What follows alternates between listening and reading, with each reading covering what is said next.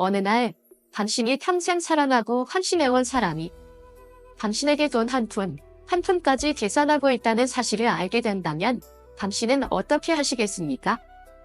엄마라면 누구나 자식이 어른스럽게 자라 책임감 있게 살고 감사할 줄 알며 따뜻한 마음을 가진 사람이 되기를 바랍니다. 하지만 때로는 그 무조건적인 희생이 자식으로 하여금 어디까지가 사랑이고 어디서부터가 욕심인지 그 경계를 잊게 만들기도 합니다. 오늘 이야기의 주인공도 그런 어머니입니다. 남편이 세상을 떠난 후 그녀는 삼식의 아픔만으로도 충분히 힘들었지만 그보다 더 깊은 상처를 겪어야 했습니다. 친아들이 눈물 한 방울 없이 낮 세상을 떠난 아버지를 두고 당연하다는 듯 30억 원의 유산을 요구한 것입니다. 마치 그것이 자신의 권리라도 되느냐 단 한마디의 위로도 없이 말입니다. 그 충격적인 이야기는 겉보기엔 평범해 보였던 어느 저녁 식사 자리에서 시작되었습니다. 며느리가 처음 우리 집에 들어온 날 저는 마음을 다잡았습니다. 거리감을 만들지 않으려고 정말 많이 애썼습니다. 시어머니라는 입장에서 너무 다가가면 부담이 될까 조심스럽기도 했지만 저는 늘 믿었어요. 진심은 언젠가 전해질 거라고요. 정성을 다해 밥을 차리고 살뜰히 챙기고 조심스레 안부도 물었습니다. 항상 이렇게 생각했죠. 며느리도 딸이다. 내 집에 들어온 순간부터 우리는 한 가족이다. 그런데 제가 틀렸습니다. 첫 번째 찌개 한 숟갈부터가 이미 시작이었습니다. 그날 저는 정말 정성껏 저녁상을 차렸습니다.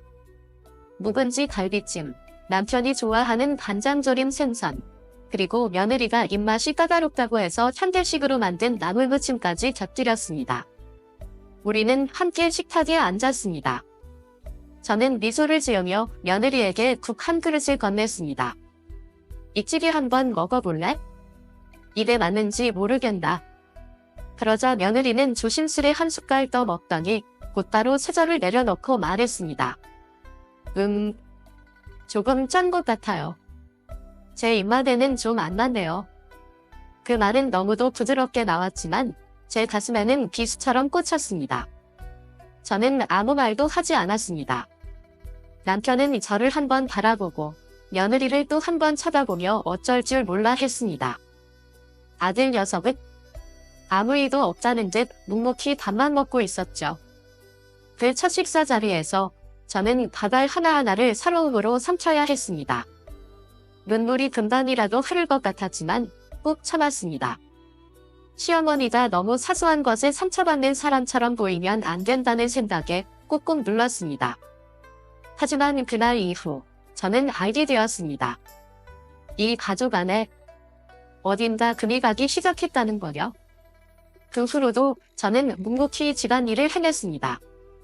밥을 짓고 청소를 하고 빨래도 했습니다. 며느리가 손 하나 까딱하지 않아도 되도록 저는 한 번도 힘들다는 내색을 하지 않았습니다. 혹시 아이를 가지면 달라질까? 손주가 태어나면 그래도 어머니의 마음을 조금은 이해하겠지. 그런 마음으로 기다렸습니다. 하지만 저는 또다시 틀렸습니다. 며느리가 임신했다는 소식을 들었을 때 저는 마치 제가 다시 엄마가 된 것처럼 기뻤습니다. 작은 기저귀 하나까지도 정성스레 준비하고 젖병도 골라가며 사두었습니다. 매일 아침 연인물도 끓이고 현미죽도 끓여서 건네주었습니다. 그런데 돌아온 건 또 그 무심한 말뿐이었습니다. 엄마, 이 죽은 좀 질려요. 저 다이어트 중이라서 엄마가 해주신 건 잘 못 먹겠어요. 아, 엄마. 저 좀 힘든데 아기 옷 좀 세탁해 주실 수 있어요? 속이 상했지만 저는 실은 내색 한 번 하지 않았습니다. 그래, 아기를 위해서라면 얼마든지 참고 견디다. 그렇게 스스로를 다독였습니다. 그러던 어느 날이었습니다. 평소에 말수가 적었던 남편이 갑자기 퇴근길에 치킨 한 봉지를 사들고 왔습니다. 그리고 밝게 웃으며 며느리에게 건넸습니다. 치킨 먹고 싶다며? 어서 먹어. 할아버지도 손주 오는 소리 얼른 듣고 싶다. 며느리는 꽃처럼 웃으며 다녀와 시아버지의 팔짱을 껴안았습니다. 아, 아버지 정말 센스 최고예요. 그 순간 저는 부엌에 서서 가슴이 푹 하고 졸여왔습니다.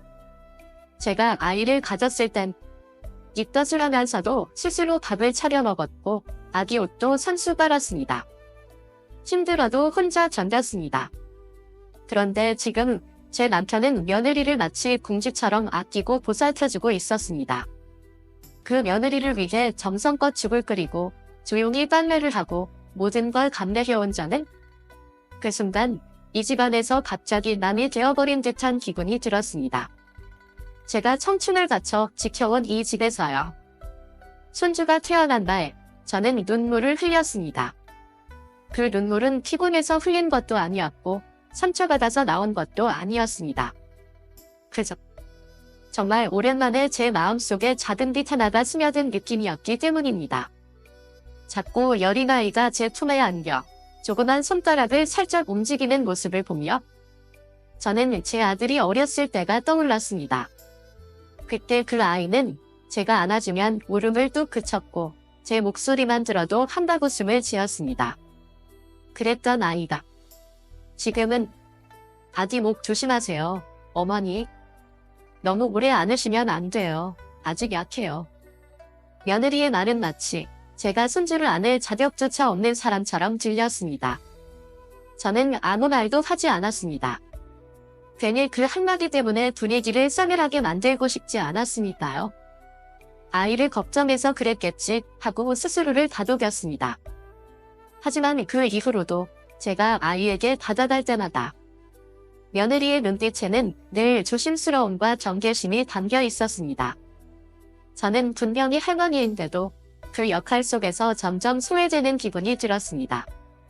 아이를 보러 갈 때마다 저는 따짐없이 우유도 챙기고 과일도 사고 영양 많은 반찬도 정성껏 만들었습니다.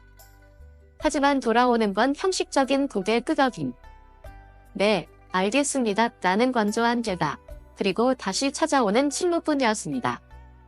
할머니가 된다는 건 일생의 마지막에 찾아오는 가장 큰 행복일 줄 알았습니다. 하지만 제게 찾아온 건 고요한 거리감과 메마른 외로움이었습니다. 그렇게 손주를 향한 기쁨마저도 서서히 힘이 깨져 갔습니다.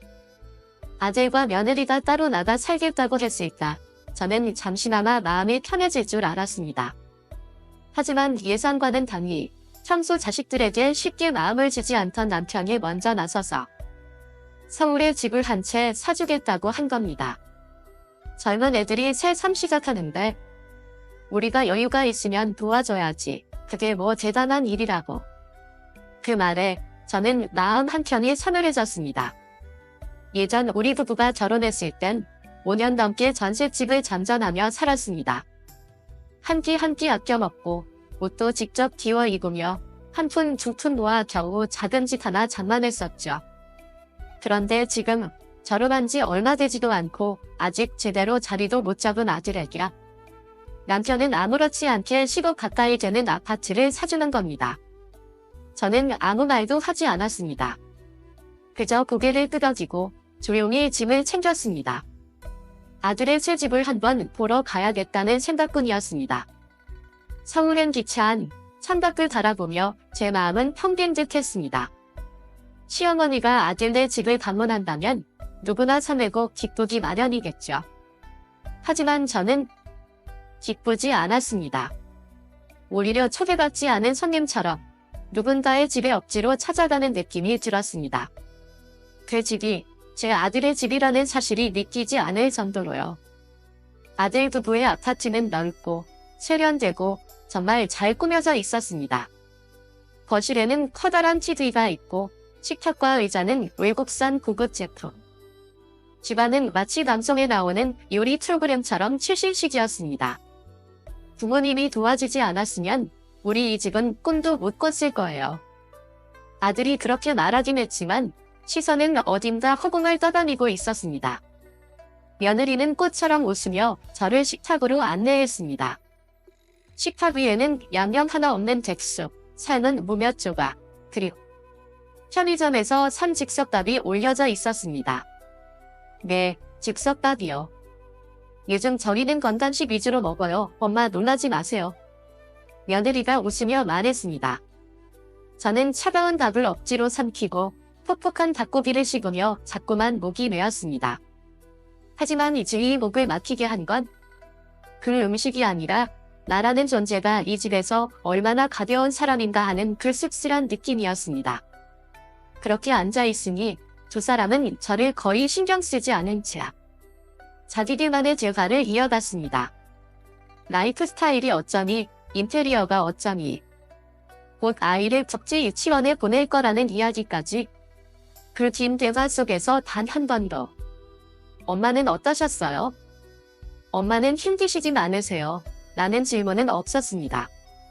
식사가 끝나고 저는 조심스레 식탁 정리를 하려 했습니다. 그 순간 며느리가 급히 말렸습니다. 엄마, 앉아 계세요. 여기선 제가 다 해요. 말만 들으면 정중한 말이지만 그 눈빛은 이렇게 말하는 것 같았습니다. 여긴 제 집안이에요. 엄마는 손대지 마세요. 그날 저녁 식사 후 아들이 제 앞에 앉아 조심스럽게 입을 열었습니다. 엄마, 나 요즘 개인 사업을 해보려고 해요. 창업 자금을 좀 마련해야 하는데 아빠가 좀 도와주시면 좋겠어요. 직도 도와주셨잖아요. 아빠가 나를 아끼시는 거 엄마도 알죠? 그 순간 저는 말문이 막혔습니다. 그때만 해도 남편은 건강해 보였지만 저는 알고 있었습니다. 몇 년 동안 회사를 키우기 위해 몸을 아끼지 않고 일해온 사람이라는 거요.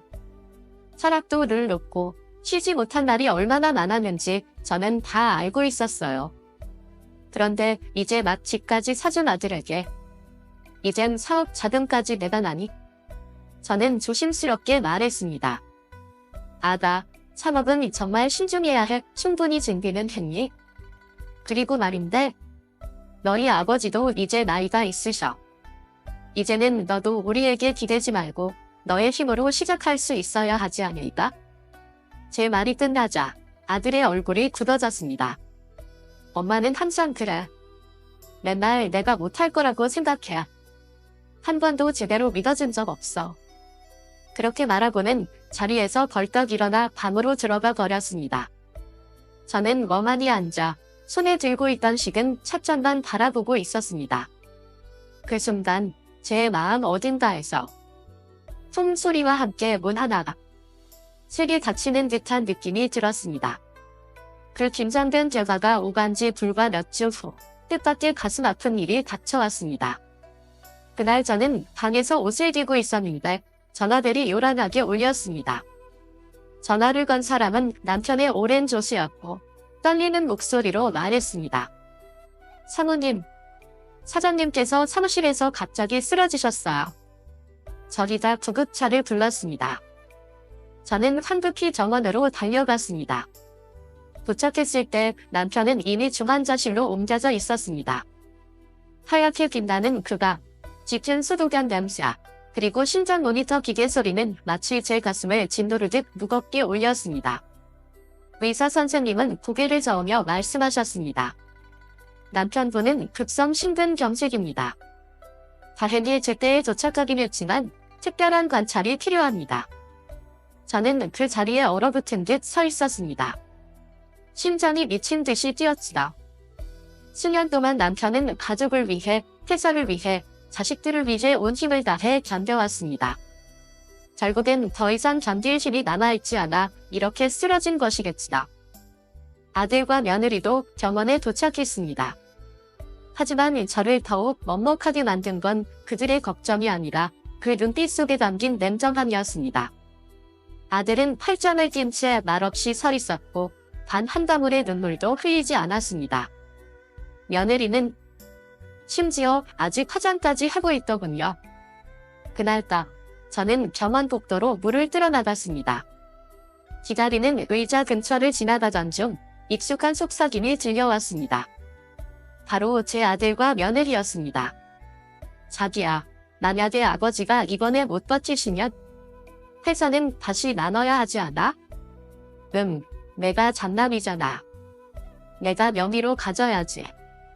엄마는 잘 모르실 테니까 우리가 설득하면 돼. 그럼 대구에 있는 집은? 적금 통장은? 그것도 이번 기회에 나누는 게 좋지 않을까? 그 순간 저는 얼어붙고 말았습니다. 한마디가 가슴을 찌르는 칼날 같았습니다. 아직 숨을 쉬고 있는 남편이 중환자실에 누워있는데 제 아들은 벌써 유산 얘기를 하고 있었고 며느리는 아무렇지 않게 고개를 끄덕이며 맞장구를 치고 있었습니다. 마치 당연한 일인 것처럼요. 저는 등을 돌려 국도를 걸었습니다. 주먹을 꽉 쥔 손끝이 하얗게 질릴 정도였습니다. 하지만 울지 않았습니다. 이 고통은 이제 눈물로 흐르지 않고 가슴 한편 깊숙한 곳에 덩어리처럼 맺혀 남았습니다. 다행히도 남편은 그 위기를 넘겼습니다. 하지만 그는 많이 쇠약해졌습니다. 말을 하려면 숨을 헐떡이며 쉬어야 했고 어느 날 오후 제가 따뜻한 수건을 그의 이마에 올려주고 있을까. 남편은 제 손을 꼭 잡으며 쉰 목소리로 말했습니다. 여보, 내가 꼭 당부하고 싶은 게 있어? 저는 그의 곁에 앉아 조용히 눈시울을 붉혔습니다. 내가 무슨 일이 생기더라도 남이한테는 회사를 물려주지 마. 그 아이는 마음이 없어. 오로지 돈만 보고 있어. 하지만 제가 무언가 말하려 하자 남편은 고개를 저었습니다. 내가 평생을 바쳐 이곳에서야. 도덕도 가족에도 모르는 내한테 맡길 수 없어. 이미 이원장 써놨어. 막내딸에게 물려주기로 했어. 그 아이는 책임감이 있잖아. 저는 놀랐습니다. 하지만 이내 조용히 고개를 끄덕였습니다. 마음 한편에서는 이미 알고 있었습니다. 그것이 옳은 결정이라는 걸. 일주일 후 남편은 끝내 마지막 숨을 거두었습니다. 장례식은 침묵 속에서 조용히 치러졌고 저와 딸은 목이 메어 소리 내울지도 못했습니다. 하지만 아들은 내내 굳은 얼굴로 서 있었고 마치 이미 마음속으로 다른 계획을 세운 사람 같았습니다. 조문객들이 하나둘 돌아가고 조용해지자 아들은 저를 조용히 뒷뜰로 데리고 나가더니 작은 목소리로 그러나 단호하게 말했습니다. 엄마, 이제 아버지도 돌아가셨으니 회사 명의를 제 이름으로 바꿔야죠. 서류들 준비해주세요. 적금 통장이랑 부동산도요. 시골집은 10억 가까이 받을 수 있을 거고 회사는 최소 30억은 되니까요. 저는 그 자리에 그대로 얼어붙었습니다. 다리에 힘이 빠져 서 있는 것도 힘들었습니다. 너 지금 뭐라고 했니? 너네 아버지가 돌아가신 지 이틀도 안 됩니다. 벌써 그런 계산을 하고 있었던 거니? 아들은 미간을 찌푸리며 말했습니다. 저는 장남이며 정당한 상속권을 가진 사람입니다. 그건 법적으로도 당연한 권리죠. 그 순간 저는 제 가슴에 산산이 부서지는 소리를 지른 것만 같았습니다. 저는 어떤 서류에도 서명하지 않았습니다. 그러자 아들은 분노했습니다. 계속해서 전화를 걸어오고 변호사를 만나자며 저를 몰아세웠습니다. 심지어는 저를 상대로 소송을 걸었습니다. 자신을 낳아준 어머니를 상대로 말입니다. 재산을 나누라며 말이죠. 저는 울었습니다. 정말 많이 울었습니다. 하지만 어느 순간부터는 눈물도 더 이상 나오지 않았습니다. 저는 변호사 사무실로 들어가 조용히 봉투 하나를 책상 위에 올려두었습니다. 그것은 남편의 유언장이었습니다. 봉진이 되어 있고 진행도 있는 정식 원본이었습니다. 그 안에는 이렇게 적혀 있었습니다. 회사는 막내딸에게 물려준다. 내가 믿을 수 있는 유일한 사람이다. 장남남에게는 회사와 관련된 어떤 재산도 상속하지 않는다. 순간 방 안의 숨소리까지 들릴 정도로 조용해졌습니다. 아들의 변호사는 얼굴이 청백해졌고 아들은 그 자리에 얼어붙은 듯 서 있었습니다. 두 눈을 크게 뜨고 자신의 뒤를 믿지 못하는 표정이었지다. 하지만 저는 아무런 통쾌함도 느끼지 않았습니다. 그저 마음 한켠이 텅 비어버린 듯 깊은 공허함만이 남아 있었습니다. 재판이 끝난 뒤 아들은 아무 말도 하지 않았습니다. 그저 말없이 서 있다가 저를 한 번도 돌아보지 않은 채 등을 돌려 떠났습니다. 저는 그 아이를 붙잡지 않았습니다. 그저 자리에 앉아 펼쳐진 유언장을 바라보았습니다. 그것은 마치 하나의 문처럼 느껴졌습니다. 마지막 희망마저 닫아버린 가족이라는 이름의 마지막 문이었습니다. 예전엔 믿었습니다. 내가 충분히 참아내고 충분히 다정하면 언젠가는 아이가 마음을 알아줄 거라고. 하지만 아니었습니다. 세상에는 감사 속에서 자라는 아이도 있지만 단연함 속에서 자라는 아이도 있습니다. 그리고 그런 아이는 자기가 원하는 걸 쉽게 얻지 못하면 가정마저도 무너뜨릴 준비가 되어 있는 법이죠. 저는 스스로에게 물었습니다. 내가 뭔가 잘못 키운 걸까? 혹시 사람도 선을 지켜야 했던 걸까? 예전엔 그 아이가 제가 처음 품에 안은 아기였습니다. 그 아이가 태어나던 날 저는 쉬려 시간의 진통을 겪었지만 그래도 미소를 지었습니다. 그때 저는 생각했죠. 이 아이와 함께라면 내 인생은 달라질 거라고. 나는 이제 엄마가 되었으니까요. 저는 지금도 기억합니다. 매일 아침 그 아이를 자전거에 태워 학교에 데려다 주던 길. 바지가 찢어져서 꿰매주던 그 작은 옷. 열이 펄펄 끓던 밤이면 밤새 곁에서 식은땀을 닦아주던 순간들. 그 아이에게 저는 단 한 번도 아끼지 않았습니다. 단 한 번도요. 그런데 지금 그 아이는 저를 낯선 사람 보듯 차가운 눈빛으로 바라봅니다. 자신의 어머니를 재산을 두고 싸워야 할 상대로 보고 있는 것이죠. 하지만 저는 그 아이를 원망하지 않습니다. 오히려 가엽게 느껴집니다. 왜냐하면 그 아이는 돈보다 훨씬 더 소중한 무언가가 스스로 잃어버렸기 때문입니다. 그것은 바로 가족의 정이었습니다. 그런 와중에 제 막내딸은 언제나 조용하고 말수적은 아이였지만 말없이 회사를 차분히 이어받았습니다. 욕심내지도 않고 누구와 다투지도 않았으며 누구에게도 억지로 무언가를 요구하지 않았습니다. 그래서일까요? 사람들은 오히려 그 아이를 가장 믿었습니다. 언젠가 그 아이가 제게 이렇게 말한 적이 있습니다. 엄마, 저는 회사 필요 없어요. 오빠가 원하면 그냥 주세요. 저는 그저 엄마가 편안하셨으면 좋겠어요. 그 말을 들은 순간 저는 눈물을 참지 못했습니다. 그 말 때문이 아니라 그 마음이 너무 따뜻하고 깊었기 때문입니다. 그때 저는 깨달았습니다. 가장 조용한 사람이 사실은 가장 많은 걸 이해하고 있는 사람이라는 것을, 그리고 침묵이 약함이 아니라는 거요. 엄마를 아프게 하지 않으려 날 없이 견뎌주는 딸의 마음이 그 누구보다도 강하다는 걸 알게 되었습니다. 지금 저는 시골의 작은 집에서 혼자 지내고 있습니다. 더 이상 번잡한 도시의 집도 없고 긴장 가득한 회의가 이어지던 회사도 없습니다. 인상을 찌푸리던 며느리도 따가운 눈초리도 이제는 없습니다. 이제 남은 것은 오직 저 하나. 그리고 마당 앞에 작은 정원뿐입니다. 햇살이 부드럽게 내리는 아침이면 꽃에 물을 주고 해가 기울어가는 오후엔 따뜻한 차 한 잔을 우리고 잔잔한 음악을 틀어놓은 채 조용히 지난 기억 속을 거닐곤 합니다. 가끔 딸아이가 찾아옵니다. 많은 말을 하지는 않아요. 그저 제 곁에 조용히 앉아 손톱을 닦아주고 따뜻한 집밥을 한 끼 차려줍니다. 그럴 때면 마음 깊은 곳에서 평안이 피어오릅니다.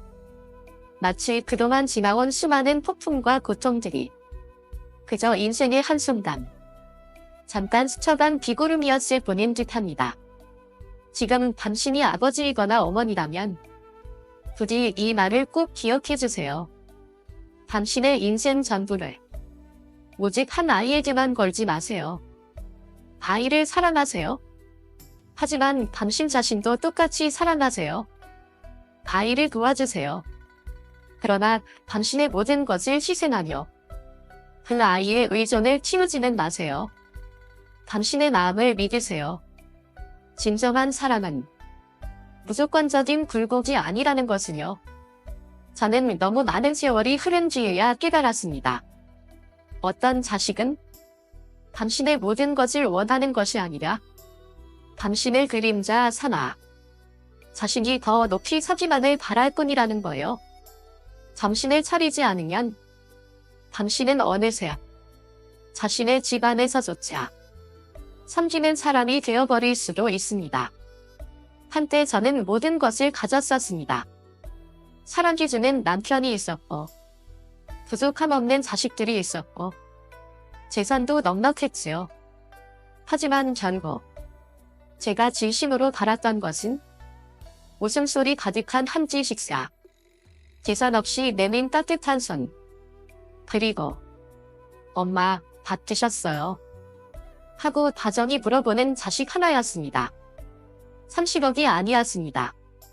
그저 저를 천마로 봐주는 한 사람이면 충분했습니다. 제 이야기는 누군가에겐 고통으로 들릴지도 모릅니다.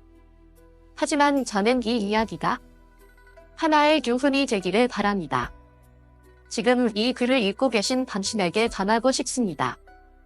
저처럼 똑같은 실수를 반복하지 않기를 바랍니다. 아이를 사랑하되 깨어있는 마음으로 사랑하세요. 누구보다도 자신을 먼저 아껴주세요.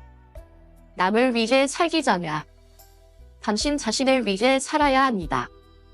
그리고 누군가가 당신을 아프게 한 적이 있다면 용서하세요. 하지만 잊지는 마세요.